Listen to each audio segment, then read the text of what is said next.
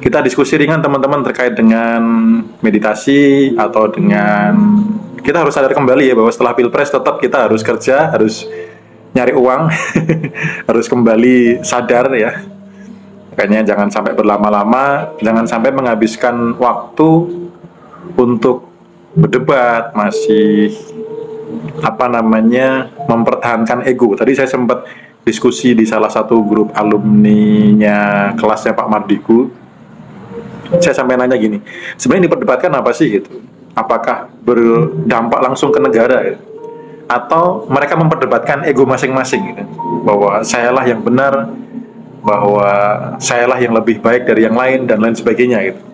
Karena kemarin kelihatan sekali fenomena yang luar biasa umum bagi banyak orang adalah banyak yang belum bisa melampaui keterpisahan. Jadi merasa diri dengan orang lain masih terpisah.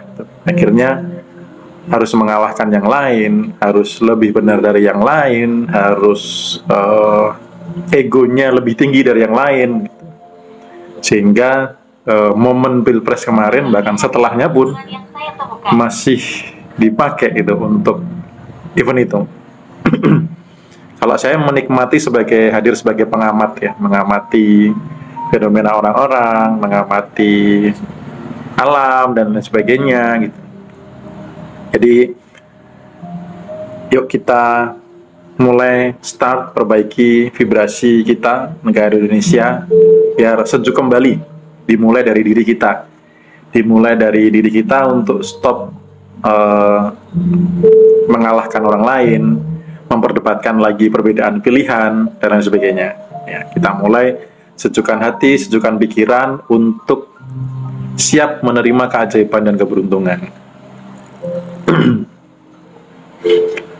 Oke, mau ikutan meditasi, Kak Motik, nggak apa-apa. Nanti bisa ikut online ataupun offline, bebas. Jadi besok di meditasi itu beberapa hari yang lalu saya mendapatkan intuisi untuk mengadakan meditasi khusus terkait dengan bagaimana sih supaya mampu mengendalikan pikiran, supaya mampu melampaui pikiran yang sering acak gitu ya. Karena banyak sekali orang-orang ketika meditasi itu kesulitan mengendalikan pikirannya sendiri. Ingat ya, pikirannya sendiri, bukan pikirannya tetangga gitu. Nah, banyak sekali yang masih pikirannya lompat ke sana kemari gitu. Masih lompat ke sana kemari, masih mikirin yang lainnya, tidak fokus di saat itu. Makanya di sesi meditasi besok itu saya mengajarkan teman-teman membersamai untuk untuk bagaimana sih mengendalikan pikiran sendiri yang bukan pikirannya orang lain gitu. Karena banyak yang dari evaluasi 2 meditasi sebelumnya, banyak yang menyampaikan masih pikirannya lompat ke sana kemari, masih belum bisa fokus. Nah, keuntungannya adalah kalau teman-teman besok di momen meditasi itu mampu menguasai pikiran dalam kondisi meditasi, nanti setelah itu bisa untuk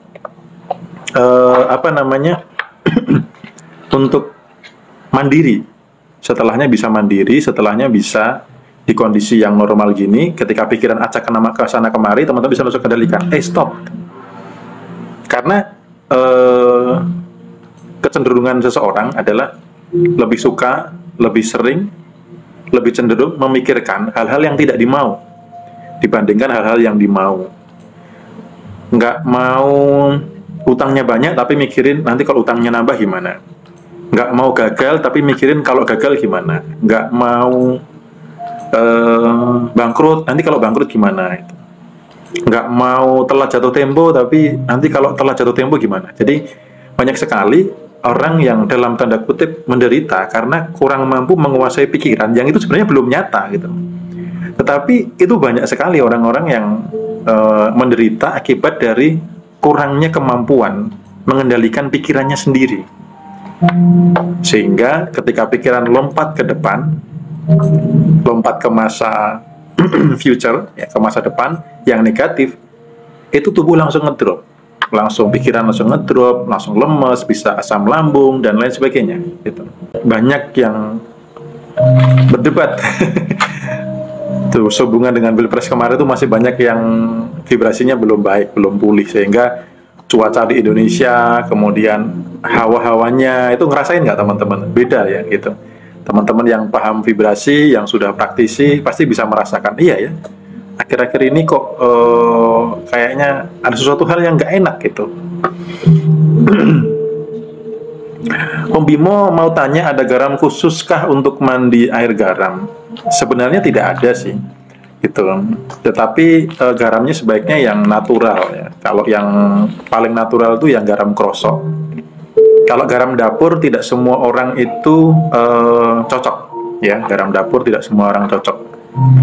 Kalau garam krosok itu rata-rata oke, karena belum ada campuran. Atau garam spa juga oke. Nah, terkait dengan energi garam, teman-teman itu bisa mentransfer energi, bisa mendoakan garamnya, tidak harus orang lain, tidak harus saya gitu ya. Jadi energi garam itu bisa dikasih energi gitu, tidak harus orang lain, karena teman-teman itu juga sakti kok, teman-teman tuh juga punya energi kok.